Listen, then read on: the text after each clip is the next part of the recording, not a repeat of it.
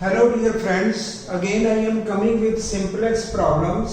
So today we have to do the simplex with mixed constraint. तो आज हमारा बहुत इंपॉर्टेंट टॉपिक डिस्कशन में होगा, that will be simplex with mixed constraint. जब हमें मिक्स्ड कंस्ट्रेंट मिलते हैं, कहीं पे हमें इक्वल का साइन मिलेगा, कहीं हमारा लेसर कंस्ट्रेंट होगा, कहीं पे हमारा ग्रेटर कंस्ट्रेंट होगा.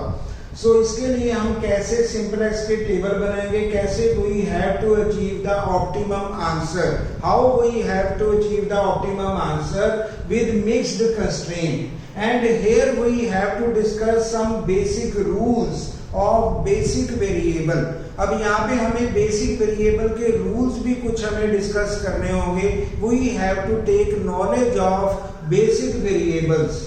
तो हमें बेसिक वेरिएबल कहाँ पे कौन सा यूज होगा, we have to be clear first. तो first of all we have to be clear for basic variables. अब इस सम में मैं एक सम ले रहा हूं, then we have to go with equations, then we have to go with the solution. तो number 1 is our big mixed problem, that is minimize 3x1 plus 8x2. ये हमारा ऑब्जेक्टिव होगा, जिसको हम कह रहे हैं 3x1 plus 8x2, that is minimize. तो इसको हमें मिनिमाइज करना है. Subject to x1 plus x2 is equal to 200, x1 lesser or equal to 80, x2 greater or equal to 60. तो यहाँ पे हमारे तीन कंस्ट्रेंट हैं. फर्स्ट इक्वेशन हमारी इक्वल की है, सेकंड हमारी लेसर और इक्वल टू का कंस्ट्रेंट दिखा रही है, थर्ड इज अवर ग्रेटर और equal to constraint. So there is mixed constraint problem. अब मैं क्लियर करना चाहता हूं, जब भी हम इक्वल में होते हैं, only artificial variable to be added. तो मैंने ए यहाँ पे मेंशन कर दिया. जब हम लेसर और इक्वल टू होते हैं, only slack variable to be added. जब हमारा ग्रेटर और इक्वल टू वेरिएबल होता है, कंस्ट्रेंट होता है, तब हमारे पास होता है सरप्लस वेरिएबल डिडक्टेड और आर्टिफिशियल वेरिएबल एडेड. तो मैंने यहाँ पे लिख दिया एस ए. तो ये हम यही इक्वेशन पे क्लियर कर देते हैं. It means I need 2s 2a. इसका मतलब ये कंस्ट्रेंट मुझे तीन कंस्ट्रेंट बताते हैं कि इस इक्वेशन में, इस सम में, इस प्रॉब्लम में मुझे 2s चाहिए, 2a चाहिए. तो ये मेरा सिंपल वे है अपने स्टूडेंट्स को समझाने के लिए, ताकि जब भी वो इक्वेशन में देखें, साथ में ही हमें अपने वेरिएबल का नेम मेंशन कर देना चाहिए. तो यहाँ पे हमें नेसेसिटी पता लग जाएगी, 2s चाहिए, 2a चाहिए. अब एक बार मैं फिर रूल क्लियर करना चाहता हूँ. इक्वल में ओनली आर्टिफिशियल वेरिएबल ऐड होते हैं, लेसर और इक्वल टू में only slack variable to be added, और ग्रेटर और इक्वल टू में सरप्लस वेरिएबल लेस होता है और आर्टिफिशियल वेरिएबल ऐड होता है. तो तीन हमारे रूल्स हैं जो हमारे स्टूडेंट्स को माइंड में रखने हैं जब भी उन्होंने मिक्स प्रॉब्लम को अपना सॉल्व हम करेंगे. तो ये हमारी इक्वेशन होगी. अब इसी को ऑब्जेक्टिव को मैं बेस लेके चल रहा हूं. अब हमारा ऑब्जेक्टिव कौन सा था, 3x1 plus 8x2. अब यहाँ कंस्ट्रेंट से मुझे पता लगा कि यहाँ पे मुझे रिक्वायरमेंट है 2s की और 2a की. जैसे हमारे कंस्ट्रेंट होंगे वैसे ही हमारा ऑब्जेक्टिव डेवलप होगा. अब ऑब्जेक्टिव फंक्शन कौन सा होगा, वो इक्वेशन होगी, इसको हम डेवलप करेंगे. अब मैंने सबसे पहले ऑब्जेक्टिव बनाया, ये बनेगा 3x1 plus 8x2 plus 0s1 0s2 plus ma1 plus ma2. अब यहाँ पे m is a large number. अब हम m को लार्ज नंबर यूज कर रहे हैं और वो आर्टिफिशियल के कोफिशिएंट बन के आ रहा है. अब a1 के आगे m लगेगा और a2 का भी कोफिशिएंट m होगा. So m is a large number. तो now we are using large number m in with the coefficients of a1 and a2. Artificial के साथ हम m कोफिशिएंट को यूज करेंगे. और एक बात इंपॉर्टेंट ये रहेगी, जहां पे मिनिमाइज का फंक्शन होगा वहां पे प्लस ma1 हो जाएगा, जहां मैक्सिमाइज होगा ऑब्जेक्टिव वहां पे माइनस ma1 माइनस ma2. तो ये हमें माइंड में रखना है। जितने भी आर्टिफिशियल आएंगे वो अगर मिनिमाइज होगा तो प्लस एम हो जाएगा, अगर मैक्सिमाइज होगा तो माइनस MA1 माइनस MA2 और माइनस MA3। तो ये हमारी ऑब्जेक्टिव फंक्शन में रिक्वायरमेंट है। तो ये मेरा ऑब्जेक्टिव फंक्शन होगा। यहाँ पे हम 0 0 पुट करें because it is a display. Objective हमारा डिस्प्ले होता है, अभी हम इसको यूज नहीं करें। Now going to first number constraint. अब पहले कंस्ट्रेंट में अगर हम इक्वेशन को एडजस्ट करें तो ये इक्वेशन इक्वल की है जहां पे आर्टिफिशियल ऐड हो रहा है। अब मुझे इक्वेशन को कैसे एडजस्ट करना है, वो होगा x1 plus x2 plus 0s1 0s2 plus a1। अब पहला आर्टिफिशियल हमारा यूज हो रहा है, plus 0a2 is equal to 200। ये हमारी फर्स्ट इक्वेशन होगी। उसके बाद है सेकंड इक्वेशन है लेसर और इक्वल टू, जहां पे हमारे पास ओनली वन वेरिएबल है x1 है। तो इसको हम कैसे पुट करेंगे, ये होगा x1 प्लस 0x2, क्योंकि x2 नहीं है तो हमने 0 लगा दिया। ये लेसर का केस है तो यहाँ पे स्लैक आएगा, तो यहाँ पे प्लस s1, क्योंकि यूज हो रहा है, जब यूज होता है तो 1s1 करके होता है, तो ये s1 हो जाएगा, रिमेनिंग 0 0 रहेंगे, plus 0s2 plus 0a1 0a2 is equal to 80। ये हमारी सेकंड इक्वेशन हो जाएगी। अब थर्ड जो हमारा कंस्ट्रेंट है वो ग्रेटर और इक्वल टू है। अब ग्रेटर में हमने कहा था एस का मतलब है सरप्लस वेरिएबल डिडक्ट होगा और आर्टिफिशियल वेरिएबल ऐड होगा। अब हमारी थर्ड इक्वेशन में यहाँ पे 0x1 आ जाएगा, क्योंकि x2 है तो 0 हम x1 अपनी सिमेट्री बनाने के लिए लिखेंगे। यहाँ पे plus x2 plus 0s1, s1 एक बार यूज हो गया। अब सेकंड s2 की बारी है, minus s2 plus 0a1, a1 पहले यूज हो गया, प्लस a2। अब ये सरप्लस माइनस हो रहा है, आर्टिफिशियल ऐड हो रहा है, इज इक्वल टू 60। ये हमारी तीन इक्वेशन बन गई हैं। तो पहला काम होता है adjustment of equations and these are done according to the constraints. तो whenever how much constraints are given, how much equations are given, according to constraint we have to develop the equations। हमें constraint के हिसाब से अपनी equations को develop करना है। तो ऑब्जेक्टिव में हमारा ओनली डिस्प्ले रहेगा और हमारी कंस्ट्रेंट्स में हम यूज करते हैं तो S1 करके यूज होगा या A1 करके यूज होगा या सरप्लस माइनस और आर्टिफिशियल ऐड करके यूज होगा। It is only A display. और ऑब्जेक्टिव में सिर्फ हमें इतना ध्यान देना है कि अगर मैक्सिमाइज होगा तो माइनस MA1 माइनस MA2 हो जाएगा, अगर ये मिनिमाइज होगा तो प्लस MA1 प्लस MA2 होगा। तो ये हमने इक्वेशन को यूज कर लिया, ये इक्वेशन की एडजस्टमेंट है। Now coming to table 1। अब हम टेबल 1 की तरफ आते हैं। तो टेबल 1 में basic variable solution value x1 x2 s1 s2 a1 a2 minimum ratio, यहाँ पे हमने बेसिक वेरिएबल। अब पहली इक्वेशन में a1 is coming, first equation में तो हमने a1 लिखा।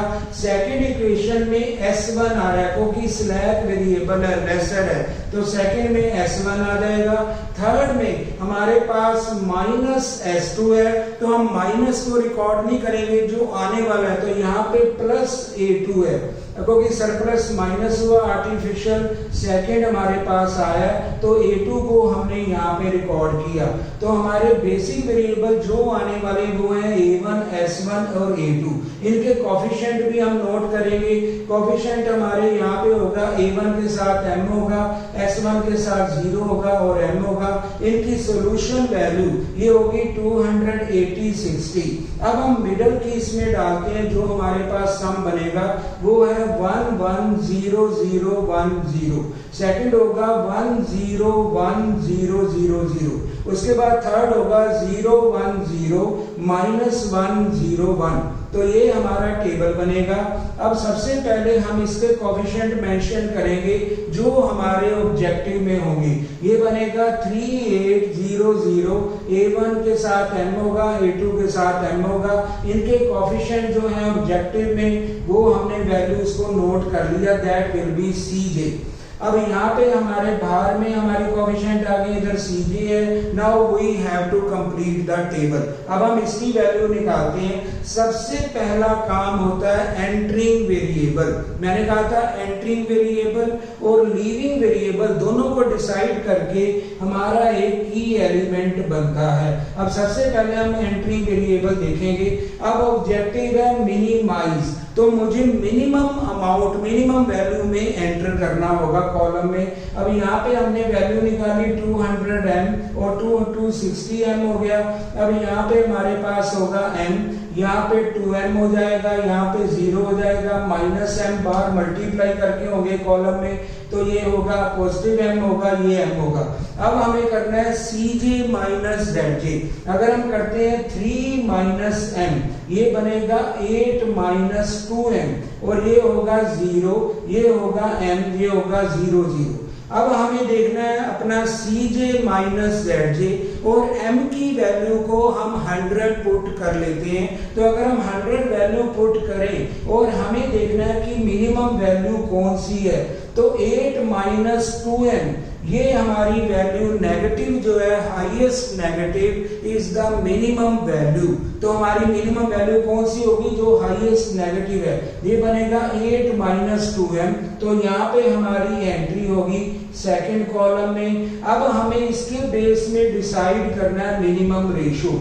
अब देखो सेकंड कॉलम में हमने एंट्री दिखा दी है, ये कॉलम है 8 - 2m CJ माइनस ZJ। अब हम मिनिमम रेशो निकालेंगे 200 divided by 1 200, 80 divided by 0 infinity. तो इन नॉन इन्फिनिटी नॉन नेगेटिव हम मिनिमम रेशो लेते हैं। ना ही हमारी रेशो में नेगेटिव आना चाहिए, ना ही इन्फिनिटी आना चाहिए।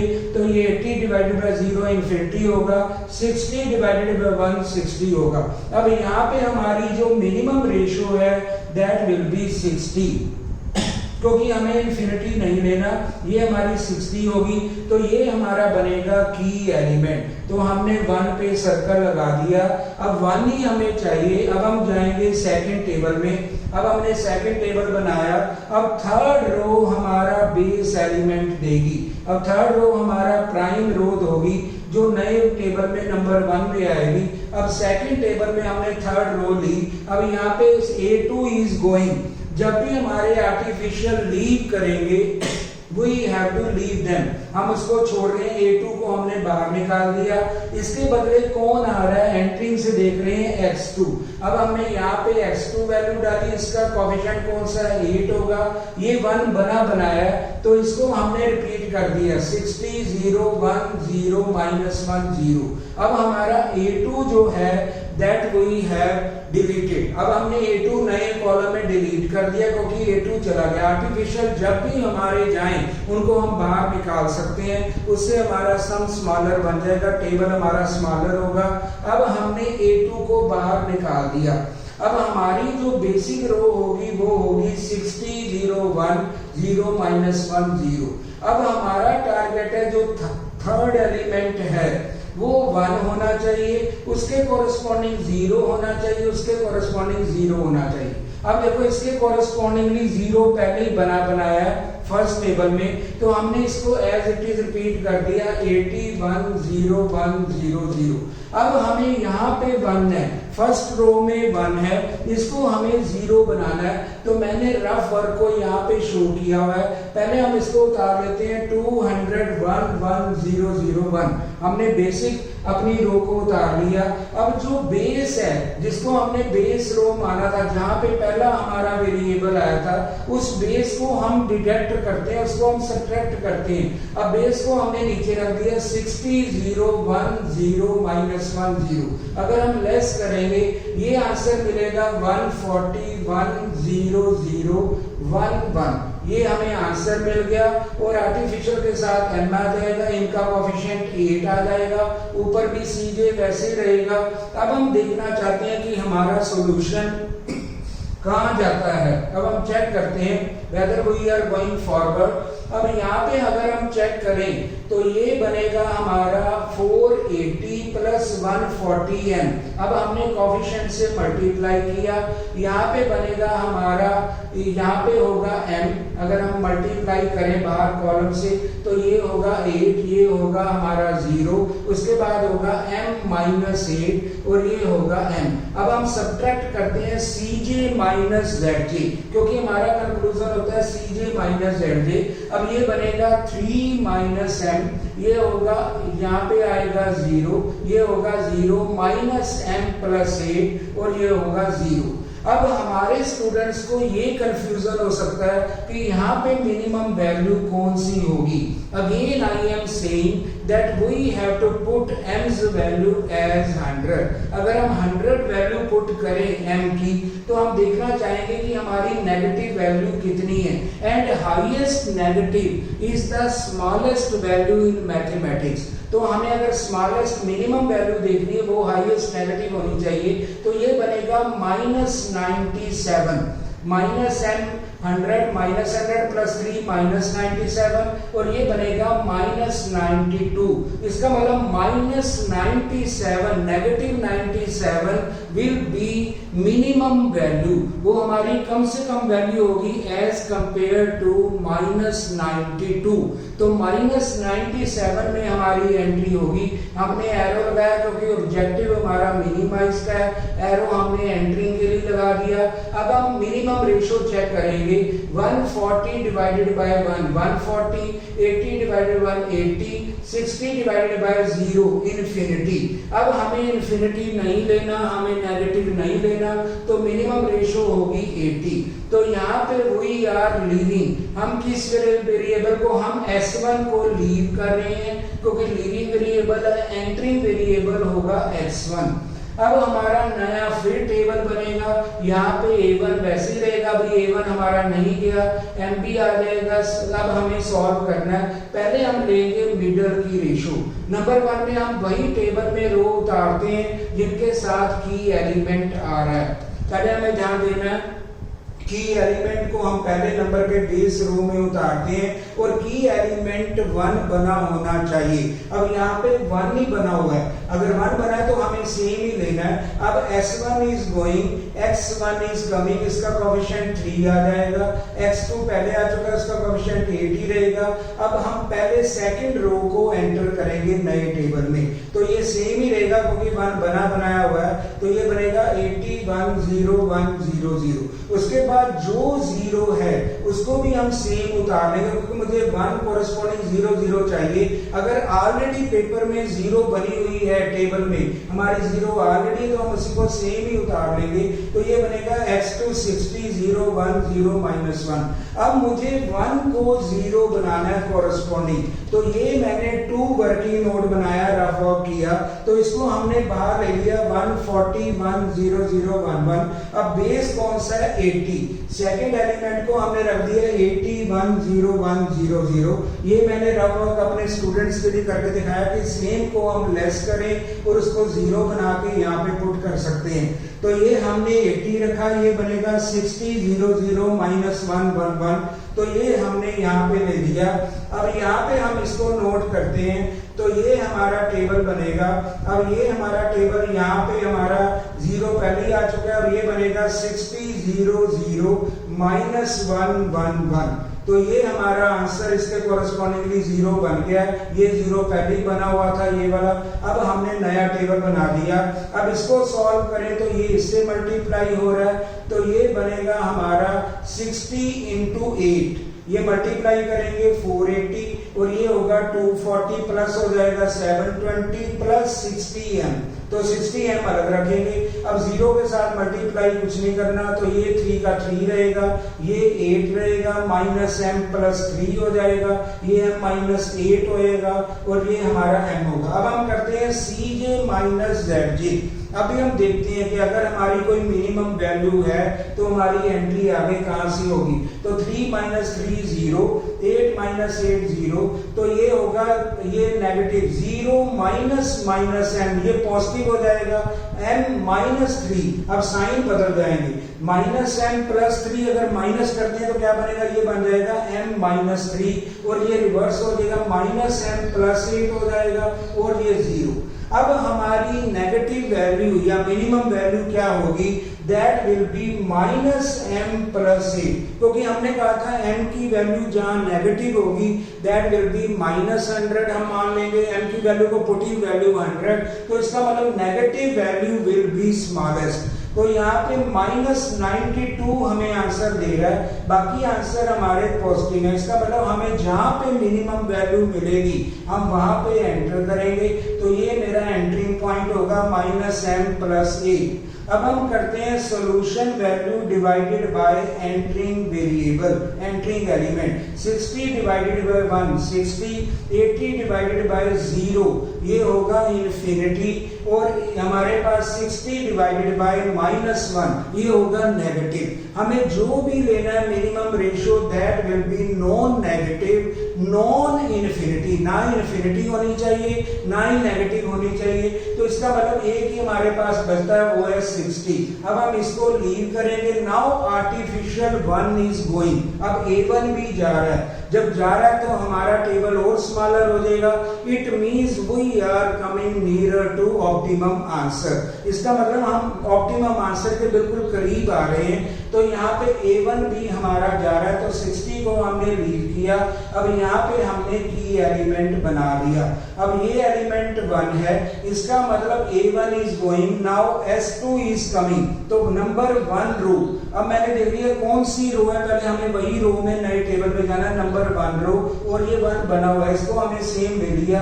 अब यहाँ पे S2 60 0 0 माइनस 1 1, अब यहीं पे हम स्टॉप कर जाएंगे। अब मैंने जो नेक्स्ट टेबल लिया वहां पे A1 को भी नहीं लिया। जितने आर्टिफिशियल हमारे बाहर जाते हैं उनको निकालते जाओ और अपने टेबल को स्मॉलर करते जाओ। ये हमें नोट करना है हमारे स्टूडेंट्स को। लेकिन S1 अगर बाहर जाता है टेबल स्मॉलर नहीं होगा, अगर आर्टिफिशियल जाते हैं उनको बाहर निकालते जाओ टेबल स्मॉलर हो जाएगा। तो अब हमारा टेबल बन गया X1 S2 S1 S2, ये हो गया A1 इज गोइंग, A1 चला गया। अब यहाँ पे S2 आ गया, पहली रो को हमने सेम उतार लिया। यहाँ पे 1 मेरा बेसिक वेरिएबल होगा, बेसिक रो होगी, ये की एलिमेंट बन गया। अब इसके कोरस्पॉन्डिंग इसको हमें 0 बनाना है, ये 0 बनी बनाई है, इसको भी 0 बनाना है। पहले हम इसको उतार लेते हैं, ये 0 बनी हुई है, ये होगा 81 0 1 0, इसको हमने सेम ले लिया। अब यहाँ पे माइनस 1 है, तो इसके लिए हमने थर्ड नंबर यहाँ पे नोट बनाया, ये होगा, इसको हमने ले लिया, ये होगा 60 0 1 0 माइनस 1, इसको पहले ऊपर रखा। नाउ बेस, अब बेस कौन सा था, बेस हमारा पहली रो है। अब इसको हमें बेस को सब्ट्रैक्ट करना है, उसके नीचे रखना है। यहाँ पे हमें गिवन है 60। Now multiplying the base bye minus 1, क्योंकि यहाँ पे माइनस 1 का साइन है, क्योंकि देखो यहाँ पे हमारा माइनस 1 का साइन है, इसके लिए मैंने बेस, जो बेस रो है इसको भी माइनस से हमने मल्टीप्लाई किया ताकि सेम। अब ये करेंगे तो ये बनेगा माइनस 60 0 0 1 माइनस 1, और हमने फिर सब्ट्रैक्ट कर दिया। अब माइनस भी है और सब्ट्रैक्ट भी किया, तो हमारे पास जो थर्ड रो आने वाली है वो होगी, अगर माइनस माइनस को हम प्लस करें तो ये बनेगा 120 हो जाएगा, 0 1 माइनस 1 0, तो ये हमने बना लिया। अब ये बन गया 120 0 1 माइनस 1 0। अब हम फिर देखना चाहते हैं, now in this table we have reached to the answer, क्योंकि आर्टिफिशियल हमारे जा चुके हैं। अब हमारा आंसर आ गया होगा ऑप्टिमम आंसर। हमने मल्टीप्लाई किया zj की वैल्यू, यहाँ पे कोएफिशिएंट हमने 3 लिखा, यहाँ पे 8, जैसे हमारे x1 x2 आ गए, इनकी वैल्यू भी आ चुकी है। ऊपर भी हमने table is now smaller, artificial है गॉन, आर्टिफिशियल A2 पहले चला गया, A1 भी चला गया।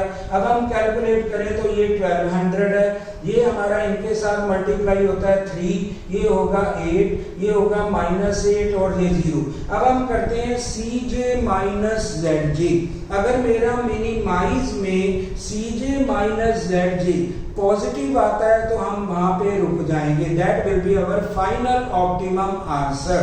तो अगर Cj माइनस Zj मिनिमाइज में हमारे पास 0 एंड पॉजिटिव आते हैं तो ये बनेगा 3 माइनस 3 0 हो जाएगा, 8 माइनस 8 0।